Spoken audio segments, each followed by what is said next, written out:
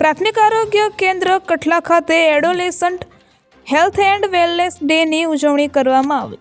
પ્રાથમિક આરોગ્ય કેન્દ્ર કઠલા ખાતે મુખ્ય જિલ્લા આરોગ્ય અધિકારી શ્રી ડૉક્ટર ઉદય ટીલાવત અને તાલુકા આરોગ્ય અધિકારી શ્રી ડૉક્ટર ભગીરથ એન બામણિયાના માર્ગદર્શન હેઠળ તબીબી અધિકારી શ્રી ડૉક્ટર લક્ષ્મી નાયક, આયુષ તબીબ ડૉક્ટર કૃણાલ બામણ તેમજ પ્રાથમિક આરોગ્ય કેન્દ્રના અન્ય સ્ટાફ દ્વારા એડોલેસન્ટ હેલ્થ એન્ડ વેલનેસ ડેની ઉજવણી કરવામાં આવી હતી। આ દરમિયાન RKSK કાઉન્સિલર ભોકણ નિખિલ કુમાર દ્વારા પ્રોગ્રામ વિશે વિસ્તારથી માહિતી આપવામાં આવી હતી।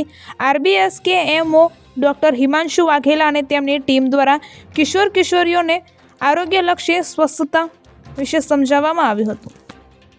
એનિમિયા નિદાન થયેલા તરુણ તરુણીઓને તેઓ એનિમિયા મુક્ત થાય તે માટે દરરોજ દવા લેવા માટે પણ સમજાવવામાં આવ્યું હતું। આ ઉપરાંત શાળા દરેક તરુણ તરુણીઓ એનિમિયા મુક્ત થાય તે માટેના શપથ લેવડાવવામાં આવ્યા હતા।